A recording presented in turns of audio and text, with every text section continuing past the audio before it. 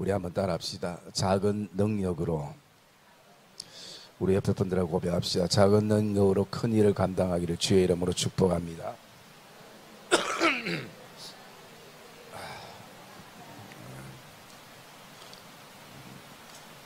아유, 오늘 언영청년 어쩔 수 없이 왔네. 지난주 목사님 광고도 했고, 아유, 언체도 왔네.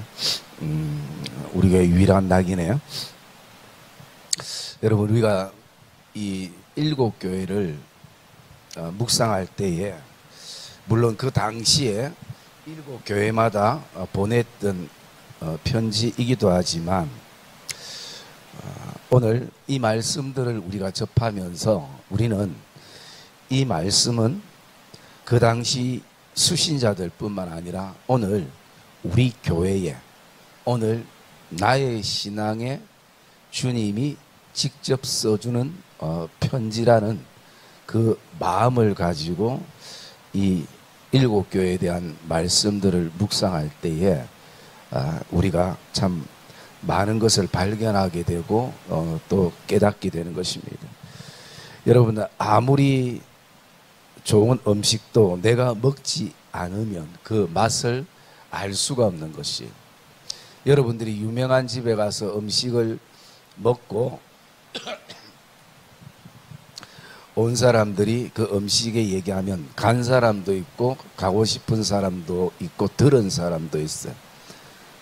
여러분, 세 사람이 다 차이가 납니다. 들은 사람은 자신이 할 수 있는 얘기가 그곳의 음식이 맛있다 하더라, 이게 다예요. 왜? 내가 안 먹고 들어는 봤거든요.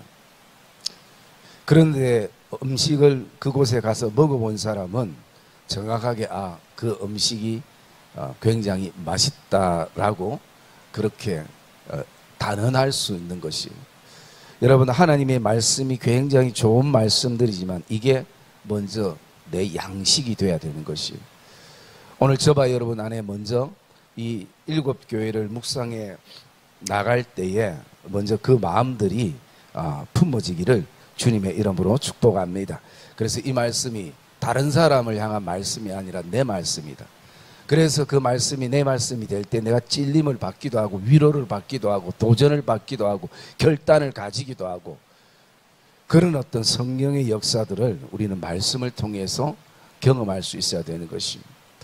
그러면서 우리가 이 새벽에 계속 요한계시록을 묵상하는데요, 이 빌라델피아 교회는 새벽에 말씀드린 대로 이름은 굉장히 고급스러운데 화려한 교회나 아주 큰 교회가 아니라 그 당시에 아주 작은 교회였습니다. 오늘 말하면 정말 이 개척교회와 같은 교회고, 그러니까 성도 수도 작았습니다. 두아디아 교회처럼 또 에베소 교회처럼, 그리고 우리 다음에 묵상할 사대 교회처럼 교회가 크고 웅장하고 많은 사람들이 모였던 교회가 아니었다는 것이죠. 그런데도 그 교회를 향해서 주님은 칭찬하셨다는 것입니다. 그러면서 이 빌라델피아 교회가 환경적으로 굉장히 열악한 환경에서 교회가 출발됐습니다.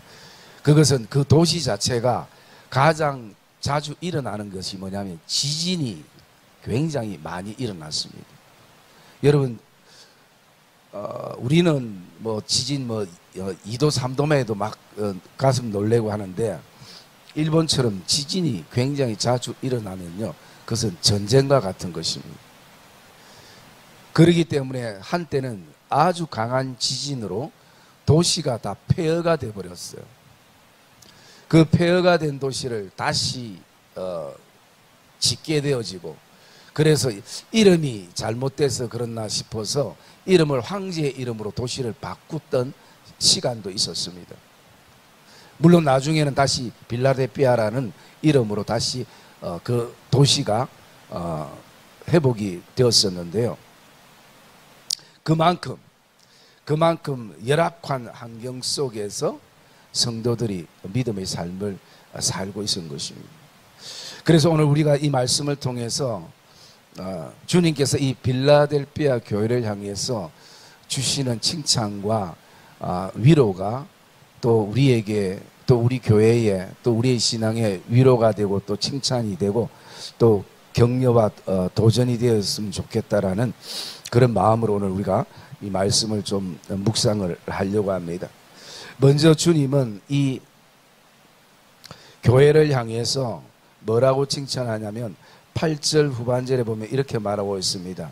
너가 작은 능력을 가지고서도 내 말을 지키며 내 이름을 배반하지 아니하였도다 라고 말씀하는 것입니다.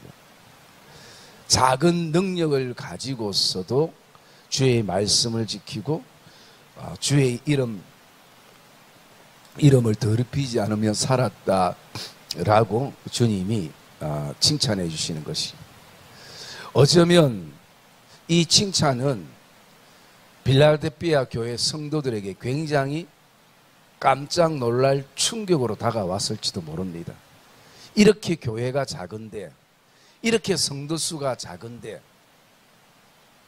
여러분, 저와 여러분들은 참 죽는 날까지 크고 작음에 우월감을 가지기도 하고 또 열등감을 가지기도 하는 그런 인생을 우리가 살고 있는 것입니다. 그래서 우리가 자금에 너무 위축되지 말라라고 제가 설교를 하면서도 제 스스로도 나의 삶을 돌아보면 그런 자꾸 비교식 속에서 주눅이 들었다가 또 좀 괜찮으면 우월감을 가졌다가 여기서 탈피해야 되는데, 참 이 사단이 주는 이 감정에 내 인생과 삶을, 시간을 많이 낭비할 때가 많이 있고 불필요한 감정에 놓일 때가 사실은 많이 있게 되어지는 것을 우리가 보게 되어집니다. 그래서 여러분, 우리가 이 작다는 것에 위축되고 주눅되지 않으려면 이것은 나의 시각이 아니라 하나님의 시각으로 보는 시선의 훈련이 우리에게는 필요하다라는 것입니다. 그 훈련 되지 않고는 설교 1000번 만번 그 얘기 들어도 피부로 와닿지가 않아요. 현실을 바라보면 작은데 현실을 바라보면 없는데요. 그런 어떤 삶의 요소가 되기 때문에 오늘 그 시각을 주님의 관점, 하나님의 시각으로 바꾸는 훈련이 우리에게는 필요할 때에 그 핸디캡을, 그 자금에 대한 위축됨을 우리가 넘어설 수 있는 것을 생각해 보게 됩니다. 여러분, 하나님의 시선이라는 것은, 하나님은 크기에 관심이 없으신 분이에요. 왜 그럴까 제가 생각해 봤습니다. 그것은 하나님에게는 큰 게 없기 때문인 것이에요. 사람에게는 크고 작은 게 분명히 있죠. 키도 크고 작음이 있고 집의 크기도 있고 교회 크기도 있고 모든 게 다 인생이 크기에 의해서 좌우되는데, 하나님의 시각은 큰 것이 없는 것이에요. 그렇기 때문에 우리가 그 하나님의 시각을 가지는 훈련들이, 바라보는 시선의 훈련들이 우리에게는 먼저 첫 번째 필요하다는 것입니다. 누구보다도 먼저 내 인생 안에 내 삶을 돌아보면서 작다고 위축되고 주눅되는 순간마다 하나님이 바라보실 때는 어떨까 할까? 여러분, 오늘 칭찬받는 교회가 왜 이 빌라델피아 교회뿐이었는가? 큰 교회들도 많고 성도수들이 많은 교회들도 많음에도 불구하고, 저는 개인적으로 이 편지를 받은 빌라델피아 교인들이 충격을 받거나 아니면 감동을 받거나 다시 한번 교회에 대해서 생각하게 되고 성도에 대해서 생각하게, 내 인생에 대해서 생각하게 되는, 누구 관점에서요? 하나님의 관점에서 바라보는 그런 어떤 편지의 내용들이 아닐까라는 생각을 가져보게 됩니다. 오늘 우리가 더 집중해야 될 것은요, 오늘 말씀해 보면 뒤에 능력이라는 것입니다. 작지만 뒤에 뭐가 따르냐면 능력이 따른다는 것이. 능력은 힘을 말하는 것이고, 특별히 이 능력은 능력은 다른 것이 아니라 바로 하나님이 주시는 힘을 말하고 있다는 것입니다. 여러분, 작아도 능력이 있으면 되는 것입니다. 여러분, 모든 것은 자금에서 출발됩니다. 여러분, 강할리 바다처럼 그 큰 바다도요, 처음부터 큰 바다가 아니라 어쩌면 작은 물 한 방울에 시작해서 물 한 방울이 시내를 이루고, 그 시내가 강을 이루고, 그 강이 바다를 이루는, 그것이 성경의 역사고 하나님의 역사인 것입니다. 우리가 작다고 생각하는 어린아이의 그 물고기 2마리와 보리떡 5개가 하나님의 능력에 잡힐 때에 그것이 많은 사람들을 배부르게 먹게 했던, 우리는 그 현장의 내용들을 우리가 알게 되어지는 것입니다. 그래서 여러분, 우리에게는 크고 작은 것도 중요하지만 그보다 더 중요한 것은 하나님이 나와 함께 하시는 힘이 있는가, 능력이 있는가, 그것을 우리는 더 관심 있게 바라보고 또 그것을 생각할 수 있어야 된다는 것입니다. 왜냐하면 그게, 능력이 우리에게 더 중요한 것입니다. 힘이 우리에게 더 중요한 요소가 되기 때문인 것입니다. 그래서 모든 것은 자금에서 시작되는데, 우리가 잘 아는 마태복음 13장 한번 찾아볼게요. 마태복음 13장 32절에 뭐라고 말씀하시는지요?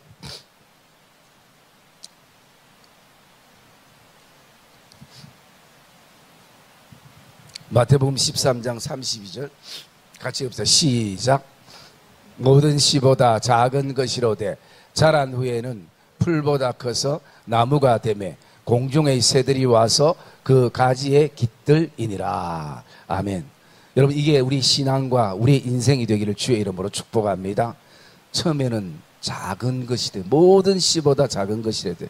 때로는 눈에 보이지 않을 만큼, 사람들이 값어치 없이 생각할 만큼 생각했던 것이지만, 그러나 이 작은 것이지만 자란 후에는 풀보다 크게 되고 나무가 되고, 그리고 거기에 공중의 새들이 오는, 이것은 자연현상만이 아니라 우리 신앙도 그렇습니다.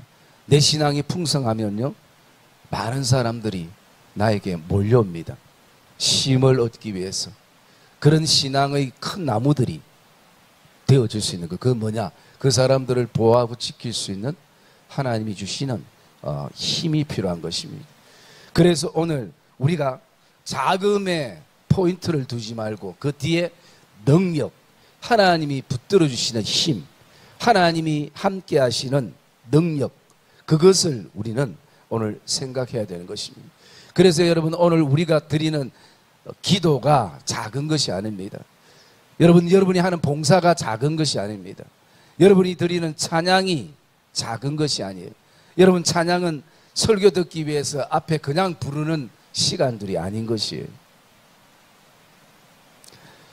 제가 어제 새벽인가 찬양하다 갑자기 그런 생각이 들었어요. 어떤 생각이 들었냐면, 야, 내가 예수를 믿었기 때문에 이렇게 새벽에 나와서도 찬양을 하는구나. 여러분, 새벽부터 찬양하는 사람, 아마 성악하는 사람이나 가수 생활하는 사람이나 목을 중요시 목을 풀어야 되는 사람 외에는 사실은 누가 합니까? 일반인들이 일어나 새벽 4시 반에 일어나가지고 눈도 잘 뜨지도 않는데 나와가지고 찬송을 누가 부르겠습니까? 돈 준다 해도 잘 못 불러요. 그런데 그날 새벽에 찬양을 하면서, 내가 예수를 믿기 때문에 이 새벽에도 눈 뜨자마자 하나님을 제일 먼저 찬양하는구나, 참 감사하다 생각하면서 어떤 생각이 드냐면 이런 생각이 들었습니다. 내가 예수를 믿지 않았다면 계속 세상 노래만 불렀을 거 아니야.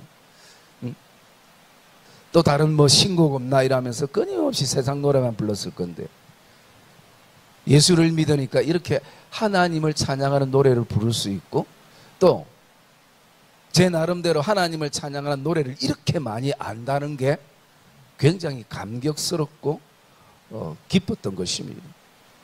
여러분, 우리가 드리는 찬양 작은 게 아님을 기억하기를 주의 이름으로 축복합니다. 그 시간은 하나님이 영광을 받으시는 시간입니다. 제가 그 감림산에 그 금요철야 때 이렇게 한 번씩 강사로 가면요, 저는 그 가면은 별도로 이렇게 강사방을 줘요. 좀 쉬셨다가 설교할 때 가시라고.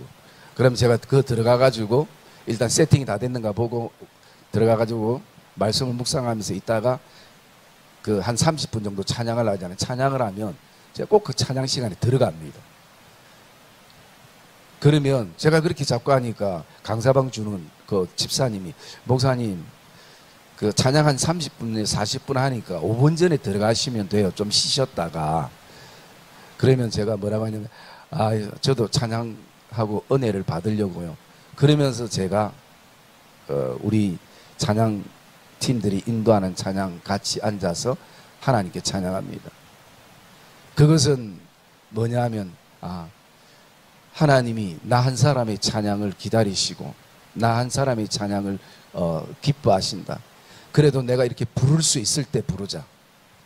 여러분, 내가 언젠가 부르고 싶어도 부를 수 없는 내 목에 이상이 오거나 또 다른 어떤 일들이 일어날 수 있기 때문에 내가 할 수 있는 기회 때에 하자. 기도도 내가 소리내어 할 수 있을 때에 하나님 앞에 소리내어 기도할 수 있는 것이고, 말씀도 내가 소리내어 읽을 수 있을 때에 눈이 캄캄해지기 전에 그 말씀을 읽을 수 있을 때 읽고 또 들을 수 있을 때 듣는 것. 그러기에 우리가 하는 찬양과 기도와 봉사가 결코 작은 것이 아니라는 것입니다. 그리고 이것은 내 의지가 아니라 오늘 하나님께서 우리에게 힘을 주셨다라는 것이, 능력을 주셨다라는 것이.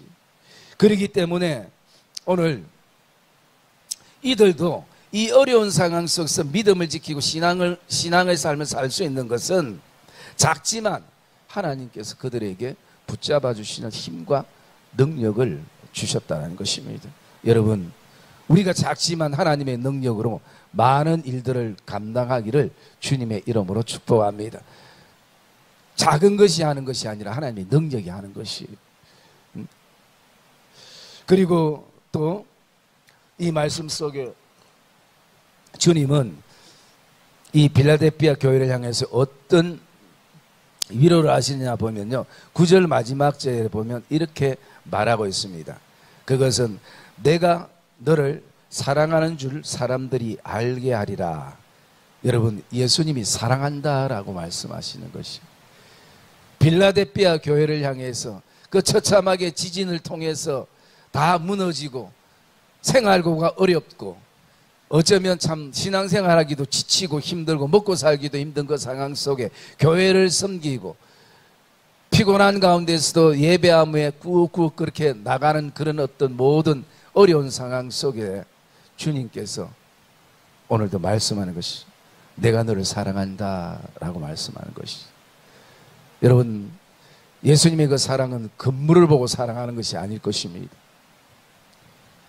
오늘 그러기에 어쩌면 이 빌라델피아 교회 안에 이 주님의 이 한마디, 그래 내가 너를 사랑한다, 내가 너를 잘 안다, 그 한마디가 얼마나 그들에게는 큰 위로가 되고 또 힘이 되고 또 격려가 그들에게는 되어지겠습니까? 여러분, 이 주님께서 사랑한다는 그 앞절에 보면요, 그 유대인들에 대해서 얘기하고 있습니다. 그들은 자칭 유대인이 하나 그들은 사단의 해당이다. 곧 그들은 거짓말하는 자들 중에 라고 말씀합니다. 그들이 계속 지금 거짓말한다는, 이것은요 생활적인 거짓말을 지금 말하는 것이 아니라 이것은 예수 그리스도를 부인하는 것을 말하고 있는 것입니다. 그래서 지금 그들은 예수는 구원자가 아니다, 구원자가 어떻게 십자가에 못 박히느냐 라면서 그들이 예수를 인정하지 않는, 그래서 그들이 가지고 있는 모든 교리들은 거짓임을 지금 말씀하고 있는 것이. 그래서 그들 앞에 내가 당당히 너를 사랑한다라고 그들이 알게 될 것이다. 그러니 힘을 내고 또 더 교회를 사랑하고 또 오늘 주어진 믿음의 삶을 살아가기를 원하고 있는 것입니다. 그리고 세 번째, 주님께서 말씀하시는 거 우리 10절 한번 읽어볼까요? 10절 말씀 읽어보시죠. 10절 말씀 시작.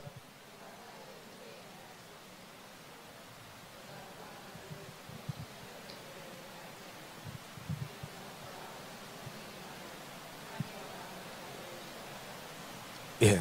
여러분 빌라델피아 교회 성도들을 향해서 주님이 이렇게 말씀, 나의 인내의 말씀을 지켰다라는 것이에요.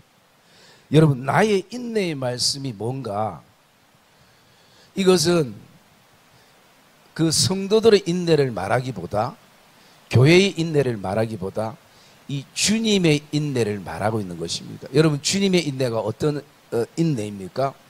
이 땅에 성육신하는 가장 하나님으로서 비하된 모습이 이 땅에 인간의 몸을 입고 오시는 것이 그 인내를 말하는 것이고, 그리고 이 땅에 와서 하나님의 취급을 받지 못하는 그 인내 속에서 결국 십자가의 죽음의 인내까지, 그리고 부활의 인내까지, 이 모든 여정이 오늘 나의 인내라고 우리가 보게 되는 것입니다.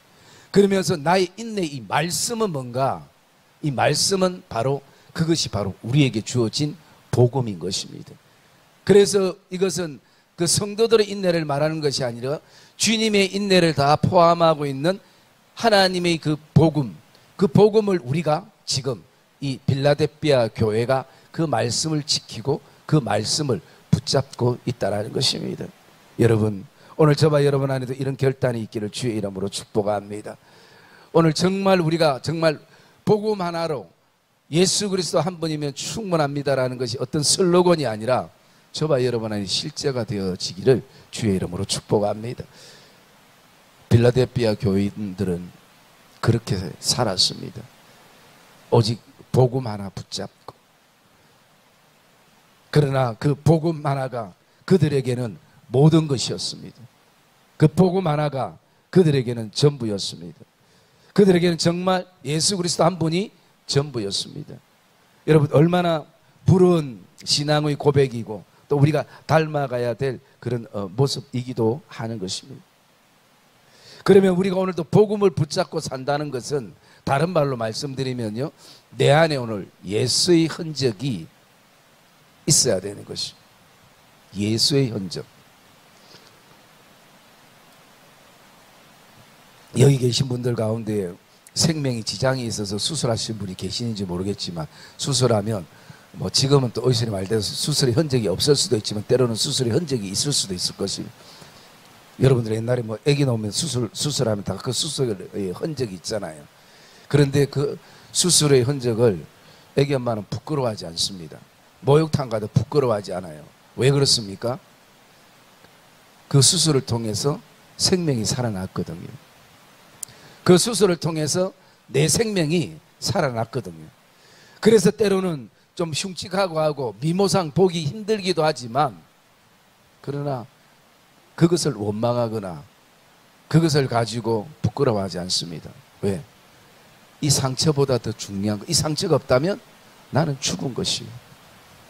이 상처가 있으므로 이것은 내 생명이 다시 살아났다는 그 증거이고 확정된 모습이기 때문에 오늘 우리가 복음을 붙잡고 산다는 것은 내 안에 예수의 흔적을 확인하는 것입니다. 그래서 여러분, 저와 여러분의 삶 안에 때로는 시련이 있고 고난이 있을 때마다 우리는 기억하게 됩니다. 아, 주님이 내 생명을 살려주신 예수의 흔적을 내가 지금 정신을 다시 차릴 수 있도록, 내가 제대로 믿을 수 있도록 하나님께서 다시 한번 내 안에 예수의 흔적을 주시는구나. 이 해석이 우리에게 필요한 것입니다. 여러분, 시험이 올 때마다 시험 들어서 좌절하고 절망하고 또 남욕하는 것 여러분 지치지 않습니까? 이제는 그런 시험이 올 때마다 아, 나에게 새 생명을 신 주님을 다시 한번 생각하게 하기 위해서 십자가의 고난이 어떤 고난인지 그냥 우리의 추상적인 생각이 아니라 직접 내 피부로 와닿을 수 있도록 나에게 이게 예수님의 시험이었구나, 시련이 있구나 라는 것을 깨달을 수 있도록 주님께서 내 안에 오늘 저 사람을 통해서 내 안에 또 예수의 흔적을 주시는구나. 여러분, 그게 복음을 붙들고 살아가는 것이, 슬로건만 예수 한 분이면 충분합니다 했다가 잘 안 되면 예수 그 뭐고 다 가방 속에 넣고 그래야 되는 삶이 아니라 정말 오늘도 우리가 복음을 붙잡고 살아가는, 그래서 오늘 이 빌라델피아 교회 성도들은 예수 그리스도의 인내의 말씀을 붙잡고 지켰다라는 것이, 그것이 주님께서 아시고 오늘 말씀합니다. 그러면서 너가 장차 시험의 때가 되면 내가 그것을 피할 길을 주고 면할 길을 내가 열어주겠다까지도 주님이 약속을 하고 있는 것입니다. 여러분, 반드시 우리가 이 요한계시록을 처음에 묵상할 때 제가 말씀을 드렸습니다. 이 요한계시록의 이 마지막 시대에 우리가 제대로 믿음의 삶을 살면 반드시 거기에는 핍박이 오고 시련이 오고 그리고 시험이 오게 되어 있다라고 말씀을 드렸습니다. 오늘 여러분 어쩌면 이 자리에 또 핍박 가운데, 마음의 어려움 가운데, 그리고 고난 가운데, 시험 가운데, 인생의 시련 가운데에 앉아있는 성도들도 있을 것입니다.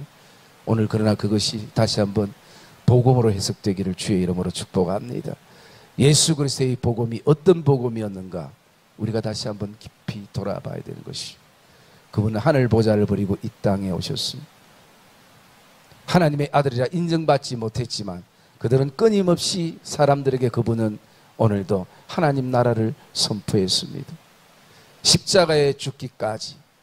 여러분 얼마나 비참합니까? 다른 사람은 몰라도 제자들은 끝까지 남아줄 줄 알았는데 그게 여러분 죄인의 전형적인 모습이 저와 여러분의 모습 아닙니까?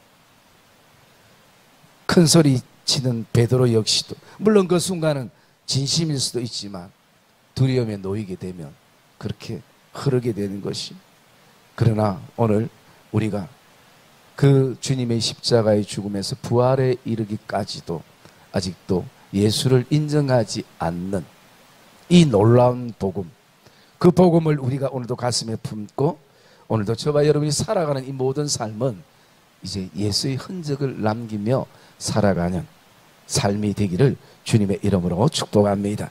우리 그러면서 또 한 가지를 바라보면요,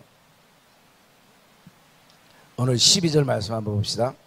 12절 말씀 시작.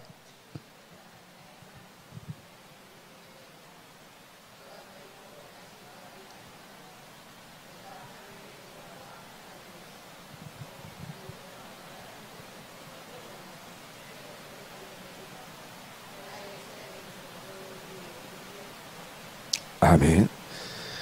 여러분 오늘 이 빌라델피아 교회를 향해서 말씀합니다. 12절에 보니까 너는 하나님의 기둥이다 라고 말씀합니다. 너는 하나님의 성전에 하나님의 교회의 기둥이다 라고 말씀하시는 것이, 여러분 오늘도 하나님의 성전의 기둥은 뭔가 대단한 일을 한 사람이나 또 이 앞에 설교하는 이 사람이 기둥이 아니라 여러분 각자가 오늘 하나님의 성전의 기둥인 것을 기억하기를, 믿으시기를 주의 이름으로 축복합니다. 안 믿으면 뭐 본인이 손해인 것이죠. 주님이 이렇게 말씀하고 계시는데 여러분 제 얘기가 아니잖아요. 오늘 이기는 자는 내 하나님의 성전의 기둥이 되게 하리라 라고 말씀합니다. 여러분 이 편지를 읽었을 때에 그 빌라델피아 교회 성도들이 몇 명 되지 않는다 할지라도 다양한 어떤 입장의 상황이 다른 사람들이 이 말씀들을 읽었을 것입니다. 그러나 이 말씀이 내 형편이 어찌하든 상황이 어찌하든 아멘으로 받아들여져야 될 것입니다. 그들이 아멘이 되어질 때에 이게 하나님께서 우리에게 약속하시는 말씀이구나 라는 것을 알게 되는 것이에요. 그러기에 이 말씀은 어떤 의미인가를 우리가 돌아보게 되면요, 이 말씀은 결국 이 우리가 교회라는 것을 말씀해 주고 있고요, 그리고 이것은 교회는 하나님 나라를 상징한다면 하나님 나라에 반드시 하나님의 백성들이 있어야 되는 것이에요. 하나님의 족속들이 있어야 되는 것이에요. 하나님의 자녀들이 하나님 나라에 있어야 되는 것이에요. 그게 하나님 아버지의 기쁨이고 즐거움인 것이에요. 여러분 교회도 마찬가지입니다. 교회도 성도들이 있어야 되는 것이에요. 성도 한 명 한 명이 주의 성전의 기둥이 되어서 오늘 무너지지 않도록 세워져 나가는 것. 여러분, 이 말이 우리에게는 사실 피부로 별로 안 와닿지만 제가 초두에 뭐라고 말씀드렸습니까? 필라델피아 교회에는 그 지역상 뭐가 많다고요? 지진이 많으면 여러분, 기둥이라는 것은 어떤 것을 말합니까? 건물이 무너지지 않도록 지탱하는 것을 말하잖아요. 그러기에 그들은 이 말이 그냥 가슴에 확 와닿을 수 있는 것이에요. 기둥이라는 얘기만 들어봐도. 왜? 기둥이 든든한 집은 무너지지 않거든요. 반석 위에 세운 집은 무너지지 않거든요. 모래 위에 우리가 집을 지을 수도 있고 반석 위에 집을 지을 수도 있고, 그러나 반석 위에 지은 집만 비바람만 부는 것이 아니라 모래 위에 지은 집도 반석 위에 집도 똑같이 인생의 비바람이 칠 때에 기초가 어떤가, 기둥이 어떤가, 신앙의 기둥이 어떤가에 따라서 무너지고 무너지지 않는 것이요. 그러기에 그들은 지진이 많은 그 땅에서 우리가 성전의 기둥이라는 이 주님의 말씀이 얼마나 큰 위로가 되고 또 감격이 되고 또 감사가 되어지겠습니까? 여러분, 우리는 기억해야 됩니다. 저와 여러분은 이 교회의 기둥입니다. 옆에 분들과 고백합시다. 성도님은 이 교회의 기둥입니다. 성도님은 하나님 나라의 자녀입니다. 그래서 여러분, 하나님은 절대 우리를 예수 그리스도의 품을 떠나게 하지 않는다는 것이, 이 말씀은 우리를 기둥 삼았다는 것은 교회를 떠나게 하지 않는다는 것입니다. 아버지의 나라를 떠나게 하지 않는다는 것입니다. 내가 좀 방황하고 돌아가고 뭐 여러 가지 갈등하고 고민은 다 있어도 결국은 하나님의 성전에 앉게 되고 하나님 나라에 이르게 된다라는 그 약속의 말씀이 바로 이 말씀인 것이죠. 왜? 하나님 나라에는 하나님의 자녀들이 있어야 되기 때문인 것이죠. 그래서 예수님이 끝까지 우리를 붙잡고 계시는 것이고, 또 우리가 흔들릴까 봐 성령을, 보혜사 성령을 보내셔서 우리를 지금도 견인해 주고 계시는 것입니다. 그러면서 그 뒤에 보면요, 이렇게 말씀합니다. 새 예루살렘의 이름과 나의 새 이름을 그의 위에 기록하리라 라고 말씀합니다. 이 말도 필라델피아 성도들에게는 굉장히 공감이 되는 말씀이에요. 왜냐하면 제가 초대에 말씀드렸던 것처럼 지진이 일어남을 통해서 그들이 도시의 이름을 바꾸었습니다. 그 이름 바꿈이 그들에게는 오늘 또 기억이 되어지는 그런 내용인 것입니다. 여러분, 그래서 이 말씀을 묵상할 때 어떤 마음이 드냐면, 주님은 모든 것을 아시는구나. 주님은 오늘도 이 땅이 지진이 많아서 우리가 이렇게 어렵게 살고 어려운 가운데 믿음의 삶을 사는 것도 아시고, 혹시 이름을 바꾸면 좀 낫겠나 싶어서 이름을 바꾼 것도 아시고, 사람을 의지하면 좀 낫겠나 싶어 사람을 의지했던 것도 아시고, 주님은 모든 것을 알고 계시는 그 주님이시고, 여러분, 이 계시록의 말씀을 읽으면서 주님이 사복음서의 공생애 가운데 사역하시면서 정말 사람들을 향해 설교할 때에 어쩌면 오늘날 말하면 시청각 교육처럼 그들의 문화나 그 다음에 자연현상이나 이런 것을 들어서 말씀하셨던 것처럼 이 초대 7교회를 향해서도 주님이 그렇게 말씀하신 거예요. 우리가 월요일 새벽부터는 이제 라오디게아 교회입니까? 라오디게아 교회인데요. 라오디게아 교회에 거기에 보면 주님이 말씀할 때 너가 차지도 아니하고 덥지도 아니하고, 여러분, 이렇게 시작되는 것이 왜 그런가? 라오디게아, 내가 감기약을 먹었는지 왜 발음이 자꾸 꼬이네요. 라오디게아 교회는요, 거기에는 뭐가 많았냐면 온천이 많았어요. 온천이 많았기 때문에 사람들에게는 특별히 이 편지가 확 신앙적으로 가슴에 와닿는 거예요. 차지도 아니하고 덥지도 아니하고, 한마디로 뜨겁지도 아니하고 어쨌든 너가 차든지 뜨겁든지 하기를 원하노라. 이 말이요, 생활 속에 확 와닿게 되는 것이. 왜? 그들이 온천을 하면서 찬물과 더운 물을 경험하기 때문인 것이요. 그래서 주님이 참 이 편지 하나하나도 어쩌면 우리의 모든 형편과 상황을 아시고 어떻게 하면 더 깨달을 수 있도록, 어떻게 하면 더 쉽게 이해할 수 있도록, 어떻게 하면 이것을 받아들일 수 있도록 주님이 그렇게 하시는 주님이신 것을 생각하면서 우리의 지혜의 부족을 알고 주님께서 이렇게 말씀해 주시는구나 라는 것을 제가 이 요한계시록 특별히 이 7교회를 묵상하면서 느끼게 되어졌는데요. 사랑하는 믿음의 성도님들, 오늘 주님이 하신 이 말씀이 오늘 나 자신에게 주님이 홀로 외로운 내 인생에 홀로 나 혼자밖에 없다 생각한 내 인생에 찾아와서 주님이 써주시는 주님의 사랑의 편지인 것을 저와 여러분이 다시 한번 기억하기를 주님의 이름으로 축복합니다. 그래서 비록 우리가 작지만 오늘도 주님이 붙잡아 주시는 능력이 있고요, 그리고 나를 사랑한다라고 말씀하시고 복음 하나로서는 충분하고 예수님 한 분으로 충분하다는 것을 오늘도 알 수 있도록 오늘도 내 안에 예수의 흔적을 남기시며 너는 작아도 여전히 성전의 기둥이야, 나의 자녀야, 천국 백성이야, 내가 결코 너를 놓지 않으리라.